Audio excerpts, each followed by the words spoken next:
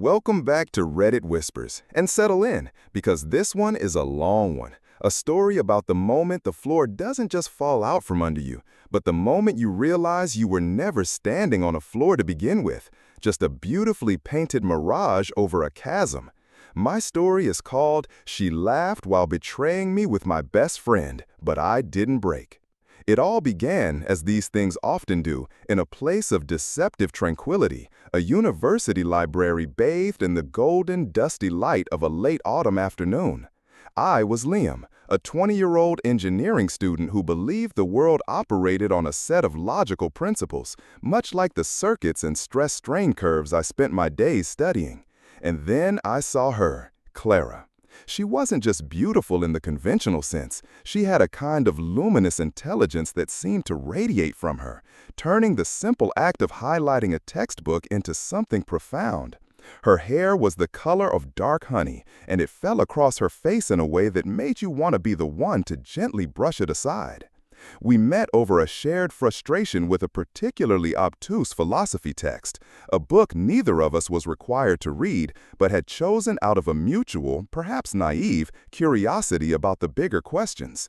That conversation, whispered between the hollowed shelves of Kant and Kierkegaard, lasted for 3 hours and felt like 3 minutes. It was the beginning of everything. Our relationship was, for the longest time, the central equation that proved my world was in balance. It was a thing of elegant simplicity and profound complexity. We built a life together that felt handcrafted, bespoke. We moved into a small apartment with a crooked balcony that overlooked a street lined with linden trees.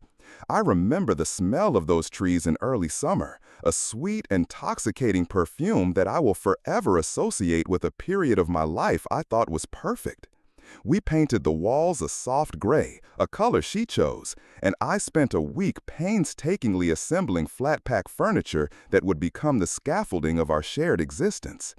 Every object in that home had a story. The chipped ceramic mug I bought her from a market in Prague, the threadbare throw blanket we huddled under while watching old black and white movies, the ridiculous pineapple-shaped lamp she won at a carnival and insisted was a masterpiece of modern design. These weren't just things, they were artifacts of our love, tangible proof of our shared history. And woven into the very fabric of that history, an indispensable thread, was Sebastian. He wasn't just my best friend, he was the brother I'd never had. We'd known each other since we were 6 years old, a bond forged in scraped knees, shared secrets, and an unwavering, unspoken pact to always have each other's back. Sebastian was the kind of friend movies are made about. He was the one who drove 300 kilometers in the middle of the night when my father had a heart scare. He was the one who talked me out of dropping out of university during a particularly brutal semester. He was the one I'd already, in my mind, chosen to be my best man. When I introduced him to Clara, it felt like the final piece of my perfect life clicking into place. They got on instantly, their rapport so easy and natural that it warmed me. The three of us became an inseparable unit. Our weekends were a blur of shared meals, long walks in the countryside, late-night debates about everything and nothing. Sebastian was our confidant, our tiebreaker in silly arguments, the third leg of the stool that kept our world stable. I loved seeing them together, seeing the two people I loved most in the world enjoying each other's company. It felt like a validation of my own judgment, a testament to the beautiful, interconnected life I had so carefully constructed. I never saw it as a threat. Why would I? Trust in Sebastian was as foundational to my being as the ground beneath my feet. To doubt him would have been to doubt the very laws of physics. Looking back now, with the brutal clarity of hindsight, the signs were there. They were like hairline fractures in a magnificent vase, invisible to the casual observer, but harbingers of an inevitable shattering. There were moments, fleeting and easily dismissed, that should have set off alarms. A joke shared between them that I wasn't privy to, followed by a quick, shared glance that held a meaning I couldn't decipher. The way she'd started mentioning his name in conversation a little too often, couching it in casual observations about his work or his dating life. There was the time I walked into the kitchen and they fell silent, a sudden, heavy stillness replacing the easy laughter I'd heard from the other room. When I asked what was funny, Clara just waved a dismissive hand and said, "Oh, nothing, just Sebastian being ridiculous." But her eyes didn't quite meet mine. My own intuition, that quiet, primal voice we so often choose to ignore, would occasionally whisper a warning. I'd feel a prickle of unease when I saw them sitting a little too close on the sofa, or when he'd place a hand on her arm in a gesture that seemed just a fraction too familiar. But I would immediately quash these thoughts, chastising myself for being paranoid, for being the kind of insecure boyfriend I swore I'd never be. I was Liam, the logical one. I dealt in facts and evidence, not in vague, unsubstantiated feelings. The evidence, as I saw it, was overwhelming. She loved me, and he was my brother. To entertain any other possibility was an insult to them both and a betrayal of the trust that was the bedrock of our lives. The illusion was so complete, so all-encompassing, that it actively repelled any information that contradicted its narrative. I remember one specific evening, about a month before it all came crashing down. We were having dinner, the three of us, at our favorite Italian restaurant. The air was thick with the smell of garlic and wine. Clara was telling a story, her face animated, her hands gesturing wildly. I was watching her, completely captivated, when I happened to glance at Sebastian. He was watching her too, but the expression on his face wasn't one of friendly amusement. It was an expression of raw, unguarded adoration, a look of profound longing that was so intense it felt like a physical blow. It lasted only a second before he caught me looking and his expression smoothed back into its familiar friendly mask. But I had seen it. The image was seared into my brain. Later that night, in bed, I almost said something. The words were on the tip of my tongue. "I saw the way Sebastian was looking at you tonight." But what would I have been accusing them of? A look? A feeling? Clara would have called me crazy, and Sebastian would have been hurt, and I would have been the villain who had poisoned our perfect dynamic with baseless jealousy. So I said nothing.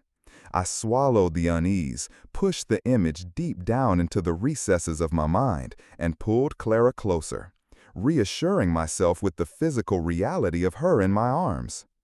I chose the illusion. I actively, willfully chose it over the disquieting truth that was beginning to flicker at the edges of my perception. The final act was set in motion by a work trip, an engineering conference in Berlin that I was supposed to be at for 3 days. It was the first time Clara and I would be apart for more than a night since we'd moved in together. The morning I left, she clung to me at the door, her hug tight, her voice a little thick as she told me to hurry back. She looked genuinely sad to see me go, and it reinforced my belief in our bond. I felt a pang of guilt for my fleeting moments of doubt. The conference was a monotonous affair of keynote speakers and networking events, and by the end of the first day, I was already missing home. That night, I got a call. A major project I was leading back at the office had hit a critical snag. My boss was apologetic but firm. I was needed back first thing in the morning. A wave of relief washed over me. I booked the first flight out, a red-eye that would get me home around 2 in the morning. And then I had an idea, a romantic, spontaneous gesture. I wouldn't tell Clara I was coming. I'd let myself in quietly, slip into bed beside her, and surprise her in the morning. I imagined her sleepy smile, the way she'd wrap her arms around me, the simple joy of an unexpected reunion. I bought a bouquet of her favorite flowers, white tulips, at a 24-hour kiosk in the Berlin airport. Holding them on the plane, I felt a surge of love so powerful it almost ached. I was the luckiest man alive. I had the perfect partner, the perfect best friend, the perfect life. The flight was smooth. The taxi ride from the airport was quick, and as I stood outside our apartment door, key in hand, the city was silent around me. The linden trees rustled in the cool night air. I remember taking a deep breath, savoring the anticipation. This was it, The final scene of the perfect movie I believed my life to be. I turned the key as quietly as I could, the click of the lock sounding unnaturally loud in the stillness. I stepped inside, my heart thumping with a mix of excitement and the thrill of the surprise. The apartment was dark, but a sliver of light escaped from under the bedroom door. A strange feeling, cold and sharp, pierced through my happy anticipation. It was the intuition I had so often suppressed, now screaming at me. I noticed it then, thrown carelessly over the back of our favorite armchair. A jacket, a dark leather jacket that wasn't mine. I knew that jacket. I'd helped him pick it out. It was Sebastian's. My blood ran cold. The tulip suddenly felt heavy and ridiculous in my hand. 1,000 explanations, all of them innocent, tried to form in my mind. Maybe he'd left it here last week. Maybe he'd come over to check on Clara, to keep her company while I was away, and had just left. But the silence of the apartment was wrong. It wasn't the peaceful silence of a person sleeping alone. It was a charged, heavy silence that felt full of unspoken things.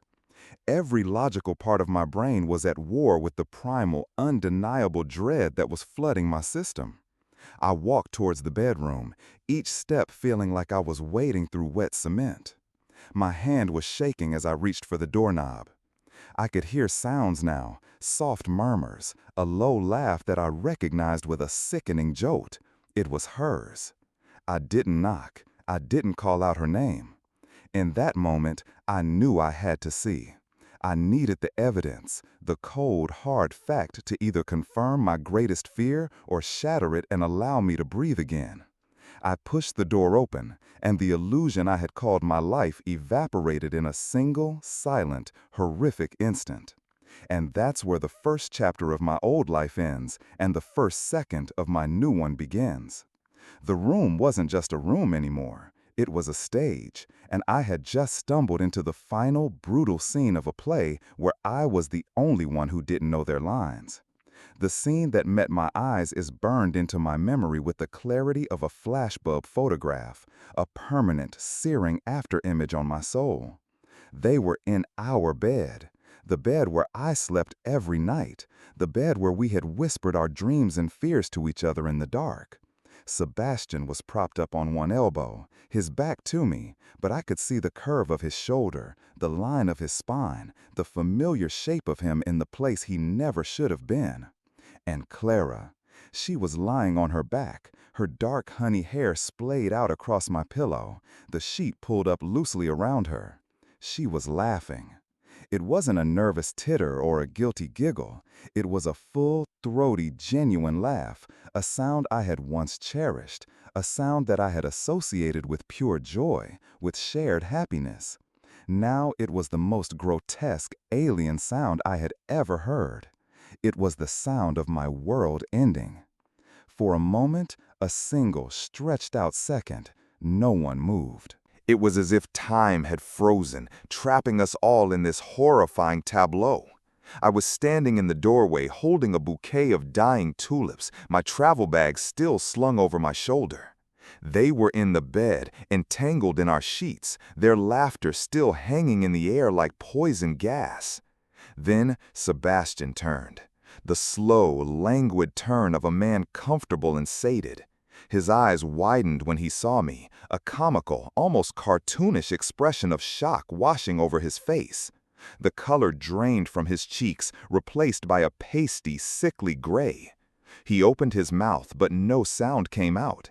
He looked like a fish gasping for air, a pathetic, shameful creature caught in the glare of a searchlight.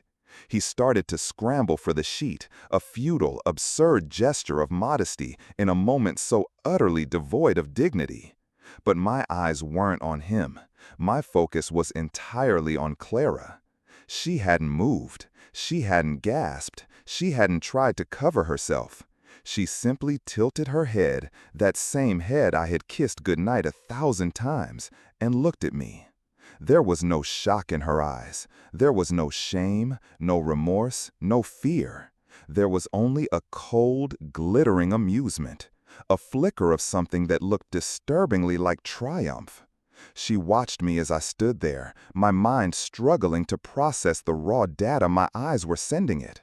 This couldn't be real. This had to be a nightmare, a stress-induced hallucination brought on by the flight. But the smell of her perfume, mixed with his cologne, was real. The sight of his jacket on our chair was real. The cold, hard weight of the doorknob still in my hand was real. My heart was a frantic drum against my ribs, a wild animal trying to beat its way out of my chest. My breath was trapped in my lungs. The tulips slipped from my numb fingers and fell to the floor with a soft, pathetic thud. The silence stretched on, thick and suffocating. Sebastian was still fumbling with the sheets, muttering my name, Liam, oh God, Liam, like a prayer to a God who had long since abandoned him. And then Clara spoke. Her voice cut through the silence like a shard of glass. It wasn't a whisper of apology. It wasn't a cry of regret. It was a taunt, laced with a casual, breathtaking cruelty that I had never, ever heard from her before. She looked me straight in the eye, a small, condescending smirk playing on her lips, and she said, "What? Are you going to cry?" Those 7 words changed everything. They were a catalyst, a chemical agent that instantly transformed the landscape of my emotions. The initial shock, the searing pain of betrayal, the white-hot rage that was starting to build in my gut, it all just vanished. It was like a switch had been flipped.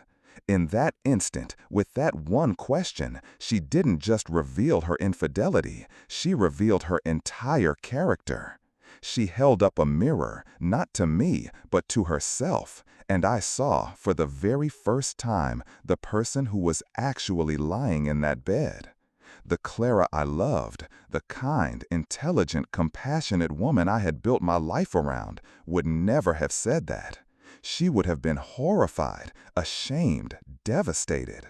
The woman I loved would have been crying herself. This person, this cold, mocking stranger with Clara's face and Clara's voice, was someone I didn't know at all.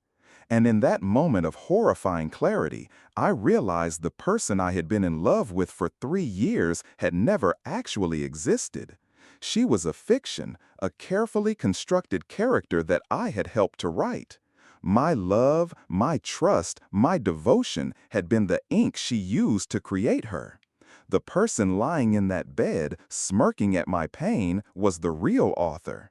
And as this realization washed over me, a strange thing happened.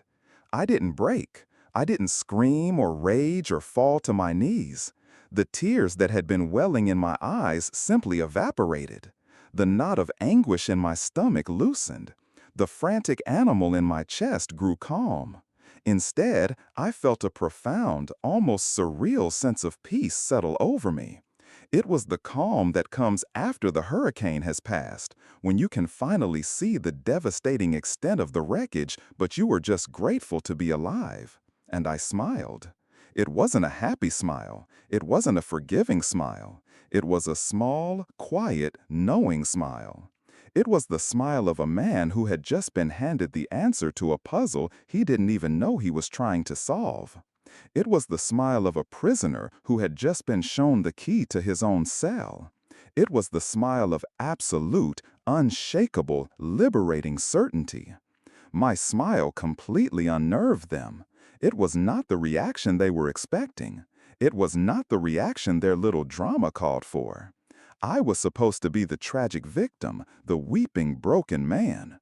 My pain was supposed to be the climax of their sordid affair, the validation of their choices. My smile denied them that. It robbed them of their power. Clara's smirk faltered, replaced by a flicker of confusion. Sebastian, who had finally managed to pull the sheet up to his chest, just stared at me, his mouth agape. He looked from me to Clara and back again, his mind clearly unable to compute this turn of events. I held her gaze for a moment longer, my smile unwavering. I saw everything in that moment. I saw the countless small lies, the carefully omitted details, the manufactured affection. I saw the shared glances and the secret jokes for what they were. Not innocent moments of friendship, but calculated steps in a long campaign of deception. I saw that my perfect life was a stage play, and I was the only actor who hadn't been given the real script. I didn't say a word. There was nothing to say. Shouting would have been a waste of breath. Accusations would have been redundant. I simply turned around, my movements calm and deliberate, and walked out of the bedroom. I closed the door softly behind me, the click of the latch sounding like a final, definitive full stop. I walked over to the armchair and picked up Sebastian's leather jacket. I didn't throw it, I didn't rip it. I just held it for a moment, the worn leather cool against my skin. This jacket, which had once represented the easy camaraderie of our friendship, was now just an object, a piece of evidence from a crime scene. I walked to the front door and opened it. I hung his jacket on the outside doorknob, a final, silent gesture. Let him retrieve it on his way out of my life. I stepped back inside, took my keys from my pocket, and placed them on the small table by the door. I wouldn't be needing them anymore. Then I turned and walked out of the apartment, out of the life I had built there, and I didn't look back once. The cool night air hit my face, and for the first time in a long time, I felt like I could truly breathe. I hadn't lost love, because what we had wasn't real. I hadn't lost my best friend, because he had never been one. I had lost an illusion. And as I walked away into the pre-dawn darkness of the city, with nowhere to go and my entire world in pieces, I had never felt more whole or more free. The pain would come later, I knew that. But in that moment, the overwhelming feeling was not grief. It was gratitude. Gratitude for that one cruel question. Gratitude for the laugh that had betrayed her. Gratitude for the gift she had unwittingly given me, the truth. She thought she was breaking me, but what she had actually done was set me free. My smile in that doorway wasn't an act of defiance. It was an act of recognition. I was finally seeing them, and myself, for who we all truly were. The breaking had already happened, slowly, imperceptibly, over months of lies and whispers. That moment in the bedroom wasn't the break. It was the moment I finally heard the sound it made. Walking away from that apartment was like stepping out of a movie theater into the stark, unforgiving light of day. The world I had just left, the one with the soft gray walls and the pineapple lamp, felt like a fiction, a dream from which I had just violently awoken. The city streets, usually so familiar, seemed alien and strange. The rustling of the linden trees, once a sound of comfort, now sounded like mocking whispers. I had no plan, no destination. My phone was in my pocket, but I had no desire to call anyone. Who would I call? My parents? What would I say? Hello, Mom? The entire foundation of my adult life just turned out to be a lie. I couldn't burden them with that, not at 3 in the morning. Other friends? At that moment, the very concept of friendship felt tainted, fraudulent. If Sebastian, my brother, my other half, was capable of such a profound betrayal, what did that say about anyone else? So I just walked. I walked for hours, letting the rhythmic slap of my shoes on the pavement be the only sound in my head. The city began to wake up around me. Streetlights flickered off, replaced by the pale, gray light of dawn. The first trams rattled by, their cabins filled with the tired faces of people on their way to work, each of them living in their own stories, their own illusions. I felt completely detached, an observer in my own life. The pain I had anticipated began to arrive, but it wasn't the sharp, stabbing agony I had expected. It was a dull, heavy ache, a deep internal bruising. It was the pain of amputation. A huge part of my life, a part I had considered essential to my very identity, had been hacked away, and I was left to deal with the phantom limb, the ghost of a life that was no longer there. Memories, once my most treasured possessions, were now contaminated, radioactive. I saw Clara and me on our first holiday in Italy, laughing as we tried to navigate the chaotic streets of Naples on a scooter. But now, overlaid on that happy memory, was a new, sickening question. Was she thinking of him even then? I remember nights spent with Sebastian, drinking beer and talking until sunrise, sharing our deepest hopes and fears. I had told him things I had never told another soul. Had he been listening with a friend's ear or with the calculating patience of a predator? Every shared laugh, every moment of support, every inside joke was now suspect, tainted by the new, horrifying context. It was a systematic, retroactive poisoning of my own history. My past was no longer a source of comfort, but a labyrinth of lies I would have to navigate. By the time the sun was fully up, I found myself sitting on a bench in a park I didn't recognize, watching children play on a swing set. Their innocent laughter was a stark contrast to the ugly, knowing laugh that was still echoing in my ears. My phone buzzed in my pocket. I pulled it out. The screen was lit up with missed calls and a string of text messages. 15 missed calls from Sebastian, 10 from Clara. I opened his messages first. They were a pathetic, predictable cascade of digital groveling. "Liam, please, I can explain. It wasn't what it looked like. I'm so sorry, man. You're my brother. I love you. Please, just pick up the phone. We need to talk." Each message was a fresh insult, a new layer of dishonesty. Explain? How could he possibly explain what I had seen with my own 2 eyes?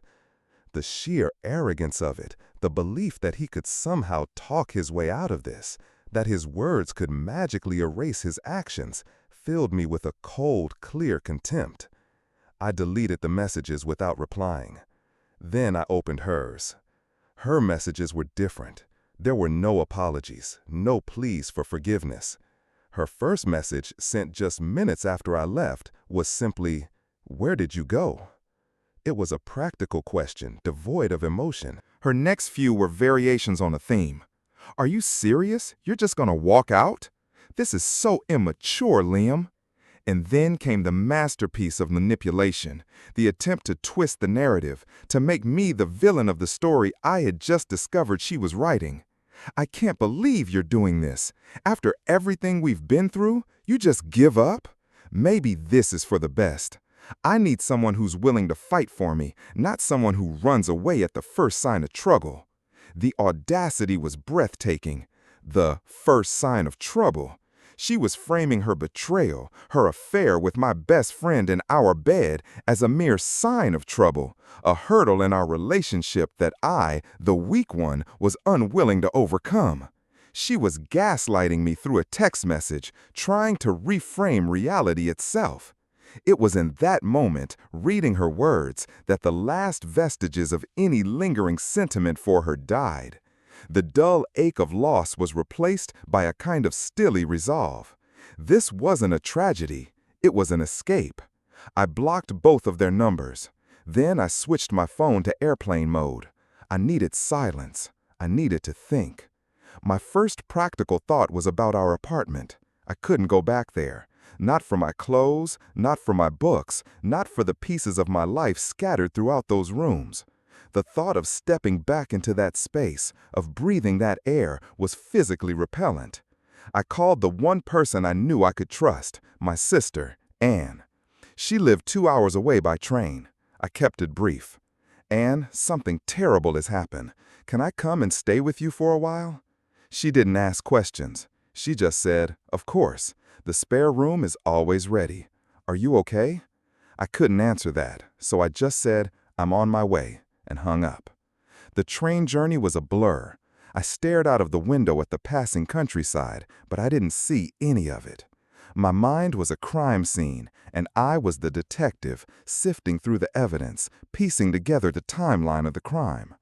All those little moments of unease, the red flags I had so diligently ignored, now snapped into sharp focus. A weekend she said she was visiting her parents, when Sebastian had also been conveniently out of town. The time she'd been so secretive about a phone call, brushing it off as a work thing, and I seen his name flash on the screen for a split second. The sudden increase in their friendly bickering, a classic tactic of couples trying to hide their intimacy in plain sight. It had all been happening right in front of me, a secret language being spoken in my own home. I had been so blinded by my own carefully constructed narrative of trust and love that I had been unable to read the simplest of signs. I felt a surge of anger, not just at them, but at myself. How could I have been so stupid, so naive? How could I have missed what was so obviously happening? But then, the logical part of my brain, the engineer who had been so dormant, kicked back in. I hadn't been stupid. I had been trusting. I had operated on the assumption that the people who claimed to love me were telling the truth. My only crime was believing in them. Their crime was exploiting that belief. When I arrived at Anne's house, I must have looked like a ghost. She took one look at my face, pale and drawn, and simply pulled me into a hug. I stood stiffly in her arms for a moment, and then something inside me finally broke. The dam I had built around my emotions crumbled, and I started to sob. Not the quiet, dignified tears of a man in pain, but the ugly, wrenching, body-shaking sobs of a child who has just learned the world is a dangerous and unpredictable place. I cried for the man I used to be, the happy, trusting man who had gotten on a plane in Berlin just 24 hours earlier. I cried for the loss of the future I had so carefully planned. I cried for the profound, lonely realization that the two people I had trusted most in the world were complete strangers. Anne just held me, letting me cry it all out. When I was done, my voice hoarse and my eyes swollen, I told her everything. I laid out the whole sordid story, from the library meet-cute to the leather jacket on the chair to the 7 cruel words that had set me free. She listened without judgment, her expression a mixture of fury on my behalf and deep sisterly compassion. The days that followed were a fog of grief and logistics. Anne was my rock. She made me eat. She took my phone and fielded the inevitable calls from mutual friends who had heard garbled versions of the story. She helped me arrange for a moving company to go to the apartment and pack up my belongings. I gave the movers a simple instruction: pack everything that is mine and leave everything else. I didn't want the pineapple lamp. I didn't want the chipped mug. I didn't want a single artifact from that museum of lies. A week later, my life arrived in a series of brown cardboard boxes. Unpacking them was a surreal experience. Each object I pulled out, a book, a t-shirt, a photograph of my family, felt like a piece of a puzzle that no longer fit together. I had to build a new life, a new identity from these scattered pieces. I found an old photo from university of the 3 of us, Liam, Clara, and Sebastian, arms slung around each other, beaming at the camera. We looked so young, so happy, so full of promise. I stared at the photograph for a long time, at the smiling faces of the 2 people who had systematically dismantled my life. I didn't feel anger anymore. I didn't even feel sadness. I just felt a profound sense of pity for them. They had to live with what they had done. They had to live with the knowledge that their relationship was built on a foundation of deceit and cruelty. I had to live with the pain of being betrayed, but I also got to live with the clean, sharp relief of the truth. I tore the photograph into tiny pieces and let them fall into the bin. It was a small gesture, but it felt significant. It was the beginning of my reclaiming the narrative, of editing them out of my story. The healing process was not linear. There were days when I felt strong and clear, and days when a random song on the radio or the sight of a couple holding hands would send me spiraling back into the abyss. The ghost of Sebastian was perhaps the hardest to exorcise.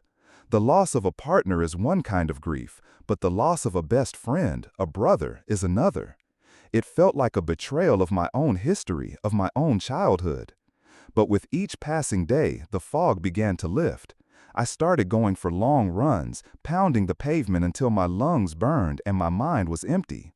I threw myself into my work, finding solace in the clean logic and predictability of engineering. I started to reconnect with old friends, the ones who had existed outside of the toxic triangle I had been living in. I was building a new life, slowly, deliberately, brick by brick. And I was building it on a new foundation, one made not of blind trust, but of cautious optimism and a hard-won respect for my own intuition. I was learning to listen to that quiet voice inside me, the one I had ignored for so long. I was learning that true strength wasn't about never getting knocked down. It was about what you do after you stand back up. The final stage of my transformation wasn't a sudden epiphany, but a slow, quiet dawn. It took the better part of a year of rebuilding, rethinking, and learning to sit with the uncomfortable silence that had replaced the constant noise of my old life. I had moved into a small, new apartment of my own in the city where my sister lived. It was sparse at first, filled with the boxes from my past, but gradually I began to make it my own. I painted the walls a warm, earthy green. I bought new furniture, pieces that had no history, no ghosts attached to them. I started a small collection of plants, finding a simple, profound satisfaction in nurturing something and watching it grow. I was, in essence, doing the same for myself. I was learning to be alone, not in a lonely sense, but in a self-sufficient one. I rediscovered hobbies I had let slide during my time with Clara. I started playing the guitar again, my fingertips growing calloused and strong. I joined a hiking club, spending my weekends exploring rugged coastlines and dense forests, feeling small and insignificant against the vastness of nature in a way that was humbling and healing. The physical exertion was a balm, a way to sweat out the lingering toxicity of the past. The pain hadn't vanished entirely, of course. It had simply changed shape. It was no longer an open, weeping wound, but a scar.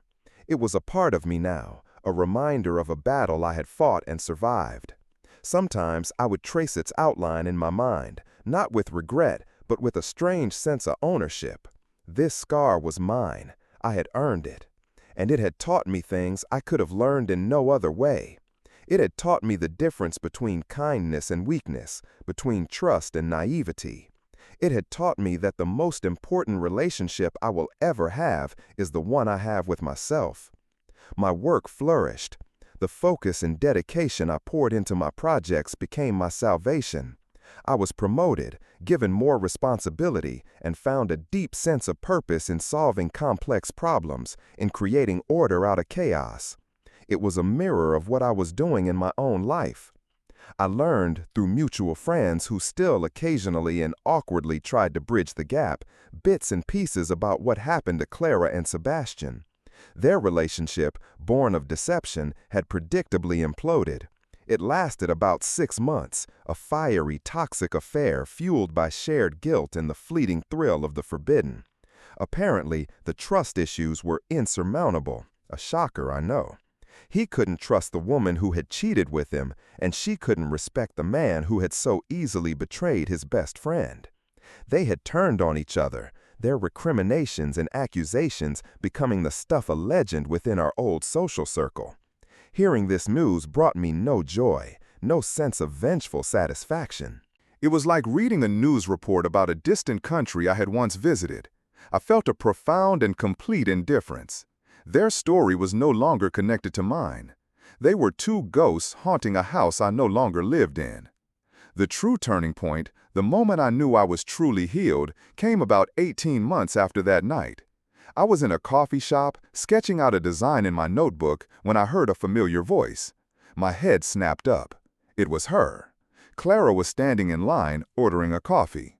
She looked different, thinner, her face harder, the luminous quality I had once been so captivated by now extinguished.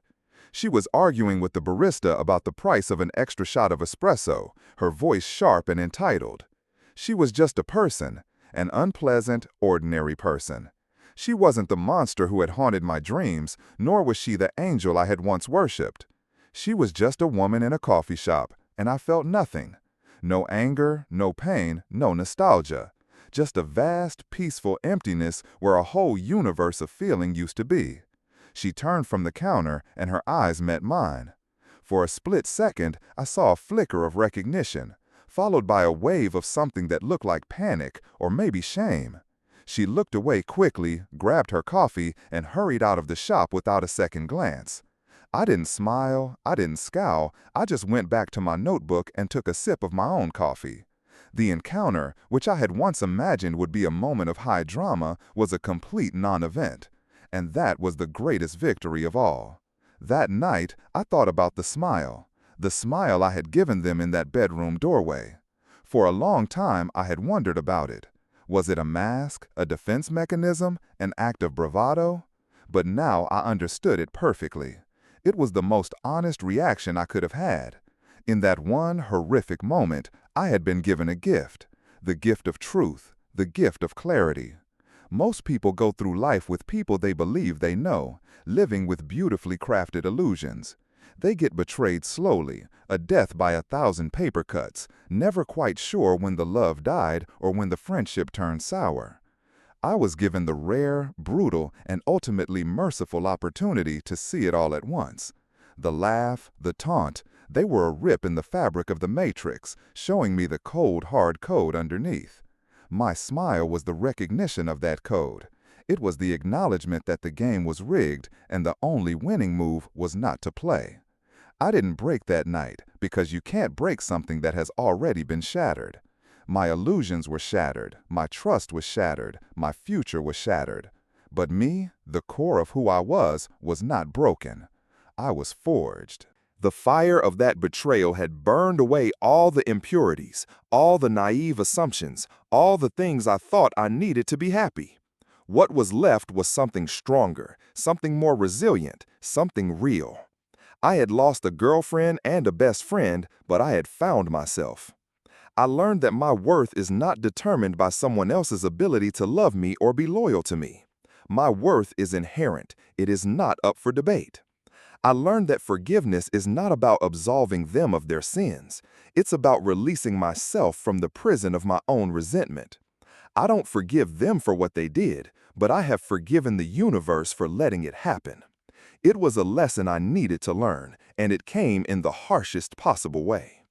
Today, my life is quieter than it used to be. It's less dramatic, less performative. My relationships are fewer, but they are deeper, built on a foundation of mutual respect and brutal honesty. I trust my intuition implicitly. If something feels wrong, I no longer dismiss it as paranoia. I investigate it. I honor it. That night, she asked me if I was going to cry, and the answer was yes. I cried later. I grieved. I fell apart. But what she failed to understand, what people like her and Sebastian will never understand, is that falling apart and breaking are two different things. Falling apart is a process. It's messy and painful, but it's a prelude to putting yourself back together. And when you put yourself back together, you can choose which pieces to keep. You can leave out the parts that were weak, the parts that were compromised. You can build a new version of yourself, stronger and wiser than before. Breaking is a final state. It's a surrender. It's letting the actions of others define you forever. And I refuse to do that. I refuse to let their ugliness become my own. So I smiled. I smiled because in the worst moment of my life, I saw the truth. I smiled because I knew, even as the world was crashing down around me, that this was not an ending. It was a beginning. I lost the great illusion, but I gained a real life. And for that, in the strangest possible way, I will always be grateful. If you've made it this far, I'd love to hear from you what moment in your life made you see someone for who they truly were. Drop your thoughts in the comments. And don't forget to leave a like and subscribe to Reddit Whispers, where the real stories get told.